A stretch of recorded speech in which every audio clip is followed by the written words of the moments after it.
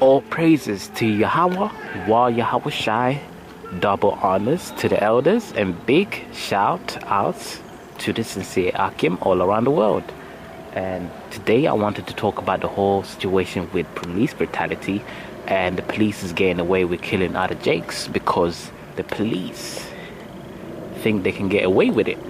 But it's a violation to the UN, United Nations, Universal Declaration of Human Rights. Even according to their law, even the Black's Laws Dictionary, if you look up on the Black Laws Dictionary or Dean Dictionary or Dean Laws Dictionary, that if you commit a murder, you should be judged accordingly. You should be punished, regardless if you're in the law enforcement or if you're citizens.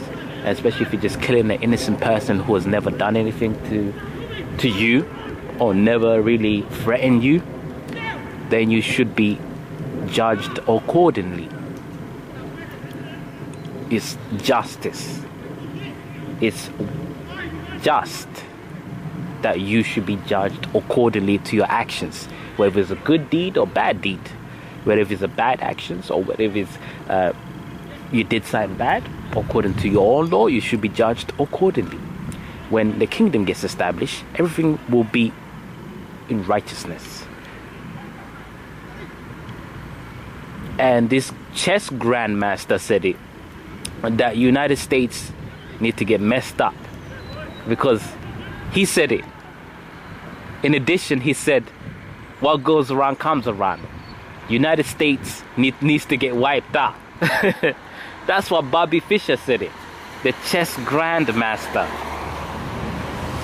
He said that United States needs to get wiped out. The Most High put the spirit on Bobby Fischer to say that, to have a little bit of that epiphany, because the man's going is of the Lord. So the Most High controls Bobby Fischer. The Most High controls Bobby Fischer's thoughts, his speech, everything, just like the Most High controls everyone around us. Why do you think that you have a lot of Akim that can never be assassinated? Because none of us can be taken out without the Most High's permission. So the Most High controls the agents. The Most High controls CIA. The Most High controls FBI. The Most High controls everyone in this earth. So in order for someone to do something, the Most High needs to say, you know what? Yeah, go ahead, do it. And I can see maybe the Most High also controls the whole police brutality as well, because, you know, we're still under the Deuteronomy 28, so we have to serve our punishment. We have to go through the Deuteronomy chapter 28 prophecies, which will be abolished real soon, just like slavery was abolished. But now slavery has somewhat changed. Now we don't have the chains anymore. It's not involuntary servitude. And ever since they passed one of the amendments, that there shouldn't be no such thing as involuntary servitude, but voluntary servitude. So you have to pay your taxes, you have to work for somebody else, you have to contribute to society, you have to work, really, really hard for somebody else. Like to say, under the capitalism. For the Marxist type of people. So like to say, under capitalism, that you have to work really, really hard for the people at the very, very top that get really, really, really, really rich off your hard work and labor. So slavery is just a different form, different meaning right now than it was back then, during the times when Negroes were slaves. So yeah. So when the kingdom gets established, everything will be in order. Everybody will know their place. You won't see no such thing as police brutality in the kingdom. You won't see no such thing as police can get away with killing another Negro.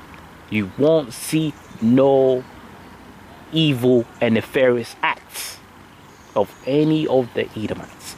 So everybody should be acting accordingly, and everybody should be in order. Now, this society is out of order. It's unfair.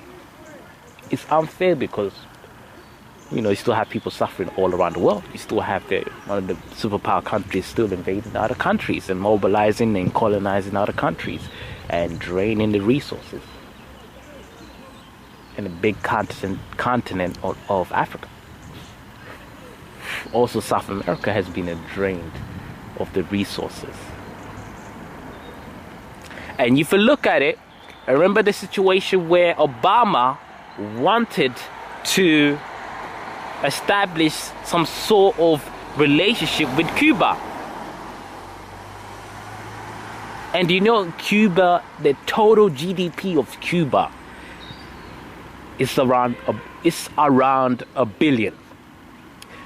The total GDP for America, the total economy, if you just aggregate the total economy of America and the total GDP of America, if you look up in Wikipedia, I think it's around $1 trillion. So certain banks, think about it, Goldman Sachs, they're making billions. And Cuba is only, total GDP is only around $1 billion. So certain corporations, certain banks, if they were to do businesses in Cuba, they can shut down Cuba overnight. So if they implement certain laws, regulation where they can do businesses in Cuba, well, America can actually, literally put Cuban businesses out of existence. Think about it deeply. Think about it.